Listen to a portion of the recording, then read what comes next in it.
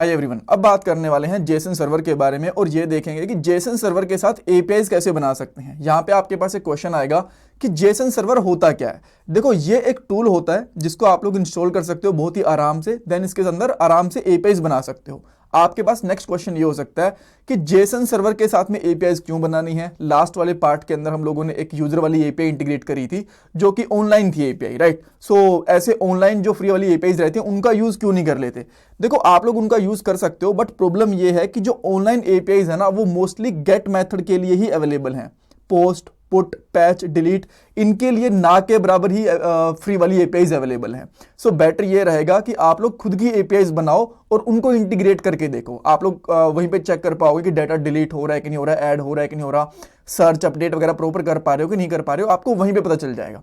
Next question आप ये कह सकते हो, फिर जेसन सर्वर का ही यूज क्यों करना है। खुद की कोई प्रोग्रामिंग लैंग्वेज के अंदर डाटाबेस कनेक्ट करो और वहां पे बना लो। देखो, आप लोग चाहो तो ऐसा कर सकते हो, पीएचपी, पाइथन, इवन नोड या फिर जावा वगैरह के अंदर एपीआईज बना सकते हो, बट आपको ना वहां पे टाइम बहुत लग जाएगा। एपीआईज बनानी पड़ेंगी, डेटाबेस में डाटा को पहले तो डेटाबेस इंस्टॉल करना पड़ेगा, फिर उसके अंदर डाटा डालना पड़ेगा, देन एपीआईज बनेगी। काफी टाइम कंज्यूमिंग प्रोसेस होता है। सो बेटर ये रहता है कि आराम से जेसन सर्वर को इंस्टॉल करो, बहुत ही इजीली आप इसको इंस्टॉल कर सकते हो। देन इसमें एपीआईज बनाओ जो कि बहुत ही आराम से बनेगी।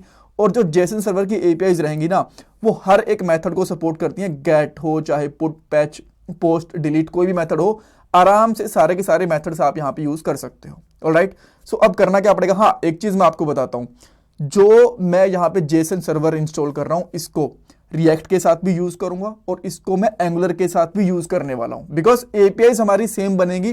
देन उन एपीआईज को आप लोग एंगुलर के साथ इंस्टॉल करो या फिर रिएक्ट के साथ इंस्टॉल करो, कोई फर्क नहीं पड़ता।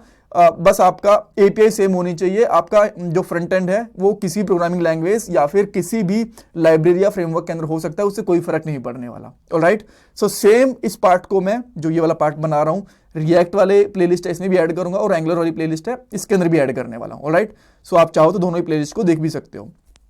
कूल। तो सबसे पहले हम लोग क्या करने वाले हैं, इंस्टॉल करेंगे जेसन सर्वर को। उसके बाद में एक वहां पे इंस्टॉल करने के बाद db.json नाम से फाइल बनेगी। जेसन सर्वर को रन करेंगे। मैं आपको इसकी डॉक्यूमेंटेशन भी दिखा दूंगा कि कहां से आप इसकी डॉक्यूमेंटेशन देख सकते हो। आपको एक भी कमांड लिखने की जरूरत नहीं है, आप लोग जस्ट कॉपी पेस्ट करोगे तो भी आपका काम चल जाएगा। आफ्टर दैट हमारी यूजर वाली एपीआई बनाएंगे। देन उस एपीआई को थंडर क्लाइंट के साथ में टेस्ट करेंगे, जैसे हम लोगों ने लास्ट वाले पार्ट में करा था। और लास्ट में कुछ इंपॉर्टेंट इंटरव्यू क्वेश्चंस भी डिस्कस करने वाले हैं related to APIs and JSON server. So मेरे पास यहाँ पे डैशबोर्ड है। डैशबोर्ड के अंदर ट्यूटोरियल्स वाला एक फोल्डर है, इसके अंदर मैं एक अलग से फोल्डर बनाता हूँ। देन डैशबोर्ड के अंदर से जाऊँगा ट्यूटोरियल वाले फोल्डर के अंदर, एंड देन यहाँ पे बनाता हूँ एक और न्यू फोल्डर जिसका नाम रखूँगा एपीआई। तो यहाँ पे करूँगा MKDIR, देन यहाँ पे करूँगा एपीआई। जैसे मैं एंटर करूँगा आप यहाँ पे देख सकते हो एक और फोल्डर हमारे पास आ गया। ग्रेट। अब आपको क्या करना है, आपके ब्राउजर पे जाना है और सिंपली यहाँ पे लिख देना जेसन सर्वर इस तरीके से। सो जो पहला लिंक मिलेगा ना आपको यहाँ पे टाइप की कोड वाला, इसके ऊपर चले जाना। ये इसका ऑफिशियल गिटहब अकाउंट है। देन आपको यहाँ पे 2-3 सिंपल कमांड दिखेंगी, npm install जेसन सर्वर। इसको कॉपी कर लो, टाइप करना चाहो तो टाइप भी कर सकते हो। एंड एपीआई वाले फोल्डर के अंदर जाता हूँ। देन जो एपीआई वाला फोल्डर है ना, इसके अंदर आप यहाँ से भी जाओ एपीआई वाले फोल्डर में, एंड यहाँ पे इस कमांड को रन कर दो। जैसे इस कमांड को रन करोगे आप देखोगे कि यहाँ पे 2-3 फोल्डर क्रिएट हो जाएंगे। बेसिकली एक फोल्डर होगा, कुछ फाइल्स वगैरह क्रिएट होंगी। सो जस्ट थोड़ा सा टाइम लगेगा, depend on the internet speed कि कैसी आपकी इंटरनेट की स्पीड है। And that is done. Alright, so next चीज क्या है इसके बाद करने के लिए, आप इसके अंदर db.json नाम से एक फाइल क्रिएट कर लो। सो मैं यहाँ पे आके इस फोल्डर को ना हम लोग ओपन कर लेते हैं बेसिकली VS कोड के अंदर, राइट। सो जो पहले ओपन है चीज़ें उसको मैं यहाँ पे क्विट कर देता हूँ, जो भी VS कोड के अंदर ओपन थी, एंड देन इसको मैं कोड डॉट के साथ VS कोड में ओपन करूँगा। सो यहाँ पे हम लोग गए। आप चाहो तो इसका फ़ॉन्ट थोड़ा छोटा बड़ा करना चाहो तो कर सकते हो, मैंने थोड़ा सा बड़ा ही रखा हुआ है ताकि आपको देखने में थोड़ा इजी रहे। और यहाँ पे एक फाइल बनाता हूँ, इस फाइल का नाम रहेगा db.json, यही नाम रहना चाहिए। मतलब db आप चेंज कर सकते हो बट एक्सटेंशन इसकी यही रहनी चाहिए, राइट।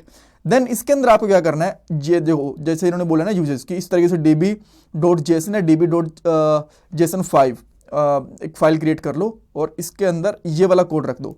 जैसे आप ये वाला कोड रखोगे ना तो 3 एपीआईज बनेंगी आपकी, एक पोस्ट्स के लिए, एक कमेंट्स के लिए, एक प्रोफाइल के लिए। एक बार मैं आपको ये वाली एपीआईज दिखा देता हूँ कॉपी पेस्ट करके, देन खुद से एक यूजर्स वाली एपीआई बना के देखेंगे। वहां पे कॉपी पेस्ट नहीं करेंगे, खुद से मैं आपको बना के दिखाऊंगा, राइट। सो db.json वाली फाइल है, इसके अंदर मैंने तीनों चीजें रख दी। तो यहाँ पे 3 चीजें बनेंगी हमारी, 3 एपीआईज बनेंगी, पोस्ट वाली, कमेंट वाली, प्रोफाइल वाली। अब इनको चेक करते हैं। तो इसके लिए आपको करना क्या पड़ेगा, पहले तो इसको रन भी करना पड़ेगा। तो देन ये वाला npx जेसन सर्वर db.json ये वाली फाइल आप चाहो तो यहाँ से कॉपी कर सकते हो। मैं बेसिकली इसको खुद से रन करता हूँ। यहाँ पे लिखूंगा npx जेसन माइनस सर्वर, आप हाइफन भी कह सकते हो, मैं इसको मोस्टली माइनस ही कहता हूँ, db.json इस तरीके से, राइट। जैसे यहाँ पे एंटर करोगे तो आप यहाँ पे देख सकते हो कि 3 इसके एंड पॉइंट बन गए, यानी कि 3 इसकी आप कह सकते हो ए पेज बना गई। देन ये जो आपका पाथ है ना लोकल होस्ट 3000 वाला, इसको पेस्ट करके यहाँ पे रखोगे तो 3 आपको लिंक दिखेंगे। मैं तीनों को ओपन करता हूँ, यहाँ पे 3 ओपन हो चुके हैं, देखोगे तो यहाँ पे 3 हमारी ए पेज बन चुकी हैं, राइट।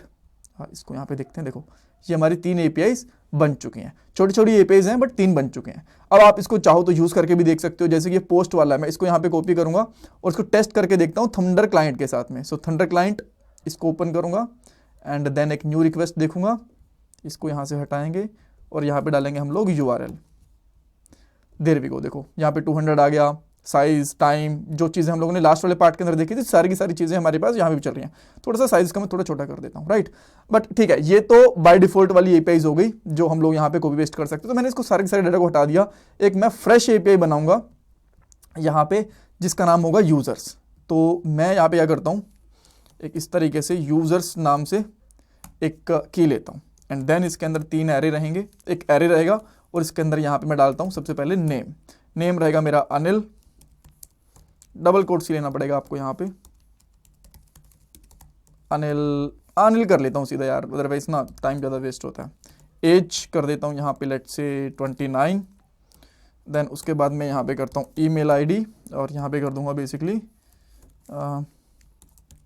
anil@test.com, right. तो मैं फटाफट से पोज करके 4-5 यहाँ पे यूजर क्रिएट कर लेता हूँ, अदरवाइज टाइम वेस्ट होगा आपका भी देखते देखते। बट ये चीज़ ध्यान रखना, जब भी एक ऑब्जेक्ट बनाओगे इसके लास्ट में कोमा लगेगा एंड देन मैं इसको कॉपी पेस्ट कर देता हूँ सिंपली, राइट।